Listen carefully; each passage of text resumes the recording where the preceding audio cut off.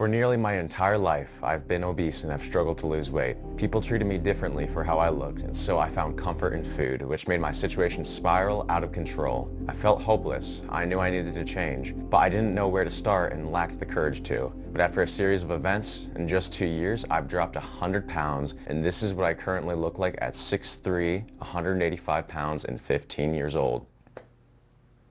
Yeah, you can tell I've changed a bit. So, how did this happen? What was my journey, and how did I exactly go from fat to fit? It all started before I was even in middle school when my parents noticed my weight was skyrocketing. I went from skinny to fat in such a short time frame, weighing nearly 180 pounds by the time I was in 3rd grade. At first, they thought this was just a natural phase of my life and, I'd thin out as I got older. But months turned to years, and so they eventually tried putting me on some diets. Every couple of months, they'd put me on some new fat loss program that would usually just have me lose a couple pounds of water weight, Then it would spike my cravings and then cause me to relapse all over again.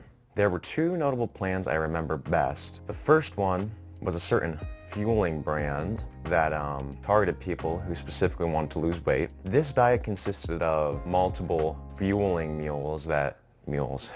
This diet consisted of 5 or so-called fuelings that would have you eating what I would barely even call snacks every 2 to 3 hours or so. These things seriously had me eating like a medieval peasant scrounging around for whatever nutrition I could find before providing you with one single lean and green meal, which in fatty terms just means eating whatever the hell you want, because let's be honest, I wasn't sticking to that plan. Looking back, it was very schemy because it was a very expensive plan, and I don't think it had much nutritional benefit at all, and it probably didn't even provide you with any information on how to actually stay healthy after dropping the plan. But yeah, moving on. The next plan is one that is actually still popular today, I'm pretty sure. It's one that is not for me whatsoever, and that is the keto diet. Now, genuinely, if you have a reason to go on keto for health reasons, then you do you. But the thing is that this definitely didn't work for me and subsequently many others. First targets people who have weight issues and then tells them carbs are the enemy and tells them to shut them out of your life completely, which basically telling them if they have any sort of fat on their body whatsoever, it's all contributed to glucose. This is not only completely wrong, but actually leaves a lot of gaps in your daily intake, so I just recommend scrapping it completely. So when little middle schooler Robert came walking or waddling in, I guess, finding any way to lose weight while he was eating as much food as he wanted, he saw keto and was absolutely astounded. It seemed too good to be true. And so I went on the diet. And it somewhat worked. At first I dropped 6 or so pounds within the matter of days, and this made me so excited. Never mind, I felt like shit and I wasn't getting entire food groups in. I was losing the weight until I didn't. Because after just I think it was 2 weeks or so of being on the diet, I started gaining weight again, which caused me to drop the diet and just go back to my old ways. What makes this diet so bad, in my opinion, what they forget to tell you is that if you're not in a caloric deficit, you will not lose weight on keto, trust me. So disappointed, I thought I was forever doomed to be the fat kid. In my mind, I had tried everything that would have worked and I was devastated, so I just decided to give up completely. That was until January of 2023 or so when we were celebrating my mom's birthday at the Great Lakes Crossing. We were buying stuff, having a good time, eating a lot of food.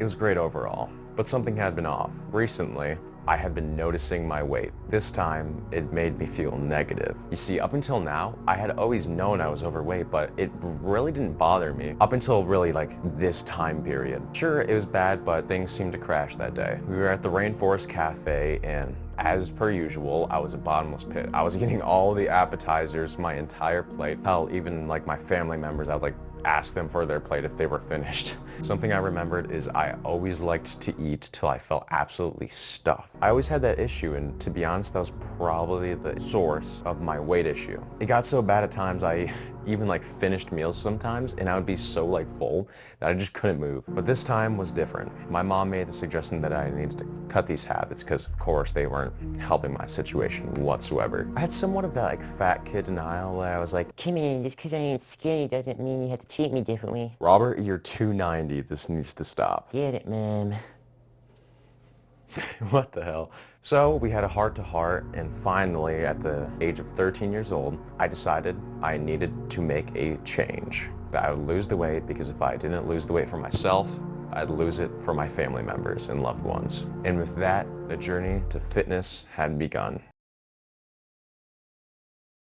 Well, you see, kind of, because I still know any of the fundamentals. Hell, if I found out what a calorie deficit was at this time, I would have been golden. Like, I would have lost weight even faster, and I probably would have retained muscle if I started training around this time. So I dieted, just making like intuitive decisions, like eating till I was like partially full, switching to zero and diet sodas, like cutting out desserts once in a while. This alone helped me go from 290 to 30 the following summer. But feelings can only take you so far. Facts take you to the end goal. So I began hitting the gym consistently. You see, before this, I had like gym classes and I do like sports and cardio every so often, but it like wasn't really a consistent plan.